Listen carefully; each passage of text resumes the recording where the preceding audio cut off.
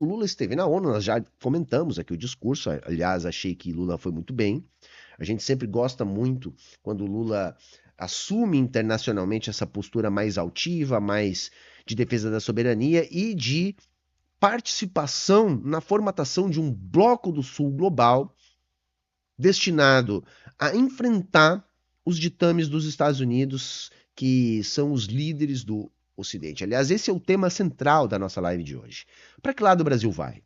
O Brasil vai continuar no lado que sempre esteve, mesmo que o povo nunca tenha participado da escolha de estar neste lado, que é o lado do Ocidente, que é o lado dos Estados Unidos, que é servir de área de influência dos Estados Unidos, ou o Brasil vai se distanciar dos Estados Unidos, fechar questão com o bloco do Oriente capitaneado pela China, vestir a camisa dos BRICS e passar a atuar em nome do Sul Global contra o bloco capitaneado pelos Estados Unidos. É isso que está em jogo, tá, gente? É isso que está em jogo.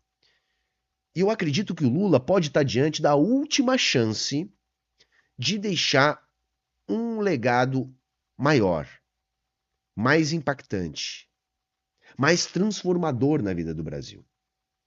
O vídeo que vai ser amanhã, onde eu vou avaliar a entrevista do ministro Fernando Haddad, eu falo um pouco sobre isso. Embora esse não seja o tema do vídeo e eu não me aprofunde muito nisso, eu falo um pouco sobre isso. Nessa minha ideia de que sim, o Lula já tem um lugar garantido na história e já colocou o Brasil num outro lugar na geopolítica internacional em relação àquele Brasil rebaixado que o Lula encontrou em 2002 quando virou presidente, nas eleições de 2002, assumindo em 2003. Agora, o Lula que sempre primou pela política da conciliação, pela arte do possível, pelo não enfrentamento, pela não ruptura, ele está diante de uma oportunidade dada a ele pela sandice de Donald Trump, com a carta, com o tarifaço, com a defesa do Bolsonaro, com o ataque ao nosso judiciário. Com tudo isso, Lula está diante de uma oportunidade de encerrar o seu ciclo, rompendo abertamente com Washington e se aproximando em definitivo do bloco capitaneado pela China. Coisa que não me parecia muito visível na política do Lula até a carta do Trump. Até a carta do Trump, Lula do plano internacional já não era nem o mesmo Lula altivo de outros momentos da nossa história recente. Era um Lula que rebaixou o Brasil ante os BRICS, um Lula que não permitiu a entrada da Venezuela nos BRICS, que não aderiu à nova Rota da Seda e que já vinha fazendo a sua tradicional política de conciliação, não se afastando da China e dos BRICS, mas demonstrando também não romper em hipótese alguma com o Ocidente. A questão é que a carta do Trump dá a Lula uma oportunidade de fazer algo que, no meu entendimento, é muito necessário, que é assumir uma ruptura com Washington e se colocar como um membro contra-hegemônico na luta geopolítica global, abertamente ao lado da China e dos BRICS. Nós já temos essa vocação. Nós já estamos no bloco desde a sua fundação. Somos uma das principais economias do bloco. Somos a grande economia da América do Sul. E temos totais condições de resistir a quaisquer eventuais sanções impostas por Washington. Tanto que, do tarifaço do Trump, pouco de negativo tivemos de impacto na nossa economia. Sendo que o impacto negativo das tarifas do Trump são, na realidade, muito mais perceptíveis na economia dos Estados Unidos. E há uma grande chance, repito, há uma grande chance de que nessa conversa pré-agendada entre Lula e Trump, que o Lula consiga desfazer as mentiras e confusões armadas pelo lesa-pátria do Eduardo Bolsonaro, conseguindo a derrubada das tarifas e, quiçá, conseguindo também a suspensão das medidas da Lei Magnitsky contra o Alexandre de Moraes e demais membros ou pessoas próximas dos nossos ministros do STF. Eu não duvidaria disso. Gostaria mesmo que o Eduardo Bananinha fosse deportado. Não acredito que isso vai acontecer. Não por enquanto. Não por enquanto. Por quê? Porque a batata do Trump tá assando, viu, gente? A maior parte dos estadunidenses já estão contra o Trump. Me permitindo aqui algum pequeno exagero, os Estados Unidos está à beira de uma guerra civil por causa das políticas do Trump. Boa parte da burguesia dos Estados Unidos também já está contra o Trump. As medidas econômicas do Trump para tentar repatriar estruturas produtivas para os Estados Unidos não vêm dando certo. Então nós estamos diante de mais uma janela de oportunidade e o nosso papel aqui é demonstrar que se trata sim de uma oportunidade para que o Brasil feche a questão. Porque essa vai ser a grande divisão do mundo para o restante do século XXI. Não há como acabar a polarização, é isso que eu tenho defendido.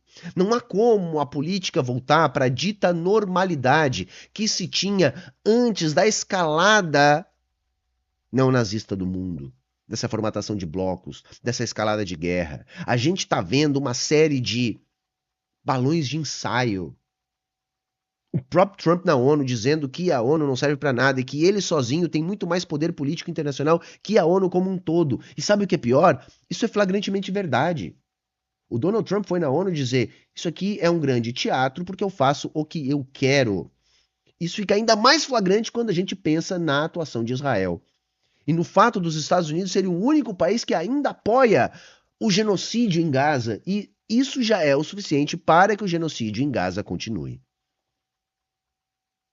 E essa guinada à esquerda, aqui, com um certo nível de ironia do Lula no plano político internacional, também fez com que o Lula, num momento de grande sinceridade, penso eu, tenha feito uma autocrítica importante, que a gente vai assistir aqui um trechinho. Tem só uma ligada. O que importa hoje é a gente responder para nós mesmos aonde é que os democratas erraram. Aonde é e o momento que a esquerda errou? Por que nós permitimos que a extrema-direita crescesse com a força que está crescendo? É virtude deles ou é incompetência nossa? Vamos responder para nós mesmos. O que nós deixamos de fazer para fortalecer a democracia? Aonde é que nós erramos? O que eu fiz como presidente da República para fortalecer a organização popular e social? Porque muitas vezes a gente ganha as eleições com um discurso de esquerda e quando a gente começa a governar, a gente atende muito mais os interesses dos nossos inimigos do que dos nossos amigos. Muitas vezes a gente governa dando resposta a que a imprensa publica sobre nós.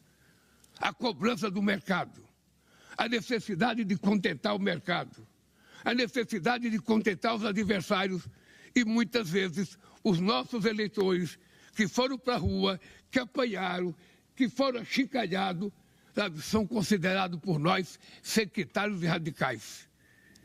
E a gente começa a não dar atenção a eles e dar atenção àqueles que falam bem da gente. Esse é o fracasso da democracia. O que nós deixamos de fazer? Olha, o Lula já fez vários discursos nesse tom, mas assim, tão nítido, confesso que eu nunca tinha assistido. Confesso que eu não tinha assistido. Se eu acredito que teremos uma mudança de postura, sobretudo no plano interno depois disso, acredito que não. Acredito que em absoluto. Mas eu decidi mostrar esse trechinho, porque esse trechinho ele é muito explicativo. Porque mostra que o Lula tem consciência do que é feito na política. Mostra que ele sabe perfeitamente que isso é o que garante o crescimento da extrema-direita. Não as críticas que a gente eventualmente possa fazer a ele. Então isso é um recado para o webpetismo. Porque há um webpetismo terminal na internet, que não consegue conviver com a crítica, que coloca todo mundo que critica como um inimigo, quando o próprio Lula está dizendo que o que faz a direita e a extrema-direita crescer é essa postura. É lógico que não foi uma autocrítica. Aquilo ali é o Lula da ONU falando, se comunicando com outros líderes, principalmente outros líderes de esquerda. Uma vez que no plano internacional ele mantém essa postura, não é de hoje. Eu acho que o que o Trump fez aguçou essa postura num momento onde o Lula não fazia questão de mostrar esta postura tão aguçada. Agora, no plano interno, é justamente o que ele faz cotidianamente. E aí você pode dizer, poxa, mas não há espaço político para outra coisa. Não há, mas a gente há de construir esse espaço. E uma das formas de construir esse espaço é justamente com a mobilização popular. A mobilização popular, ela conta muito, ela ajuda a equilibrar o jogo ante a um parlamento naturalmente burguês, numa democracia burguesa. Mas para que essa mobilização popular seja efetiva, não basta apenas a esquerda radical, os movimentos sociais chamarem manifestações e organizarem o povo. É necessário também que os partidos de massa façam isso. Os partidos de massa do campo progressista, simbolizados em especial pelo PT, que lidera a coalizão de frente ampla que governa o Brasil, que controla o executivo no Brasil. É necessária a participação desses grupos também, mobilizando a base, para que esta base popular mobilizada exerça a pressão política necessária para, se não equilibrar o jogo, pelo menos deixar esse jogo menos desigual. Isso passa para mim a seguinte informação, de que sim, a gente deve continuar fazendo a crítica pela esquerda.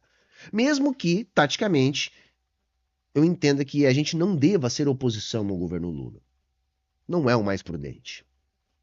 Mas a crítica jamais pode deixar de ser feita.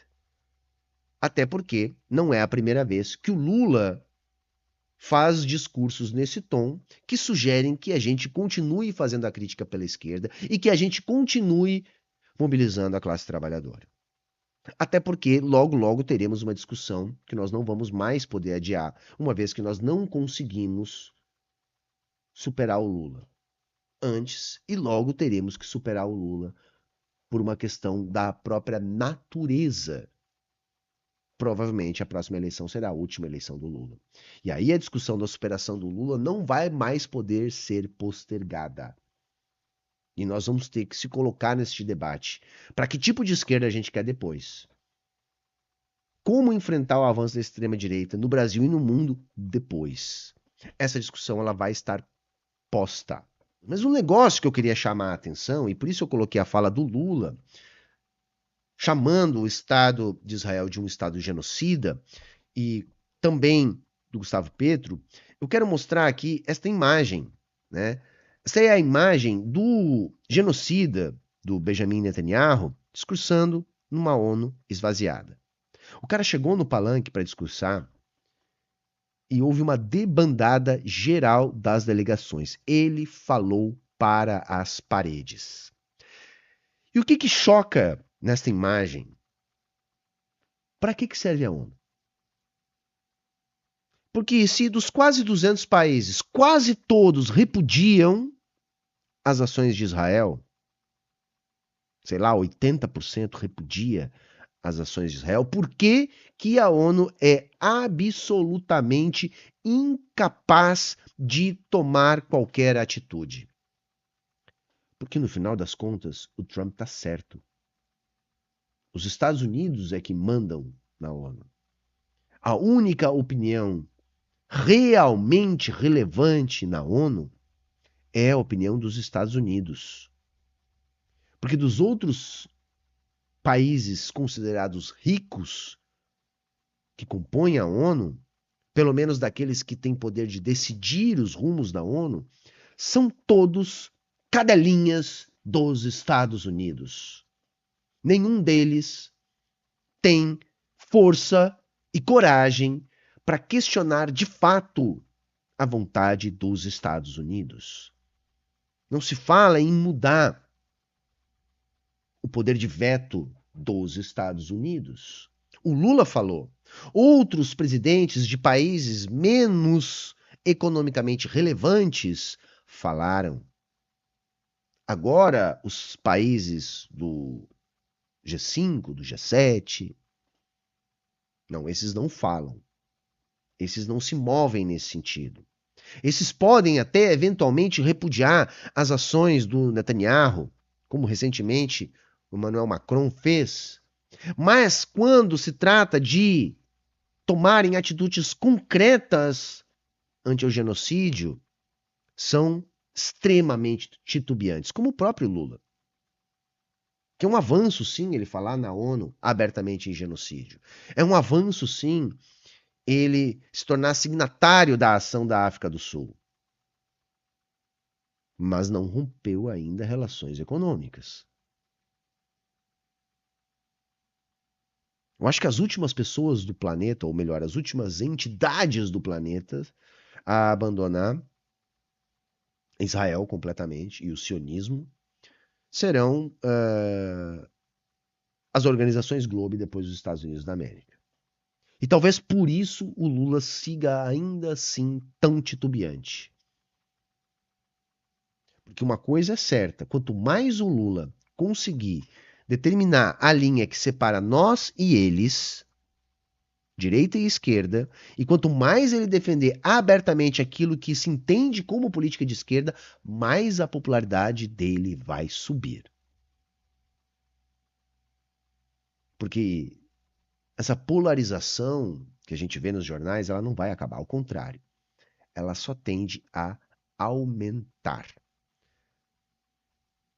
Ainda mais quando a gente vê que os Estados Unidos caminham a passos largos para se ratificar como uma autocracia no mundo. Veja, o Donald Trump chegou ao cúmulo de classificar o movimento antifascista como um movimento terrorista.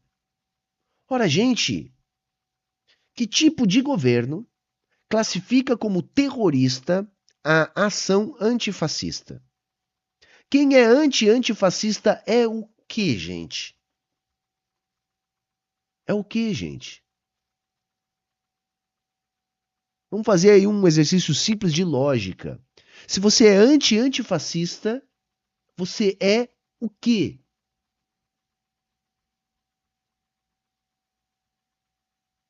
É exatamente isso aí que você está pensando. E é assim que se encontra os Estados Unidos da América neste momento.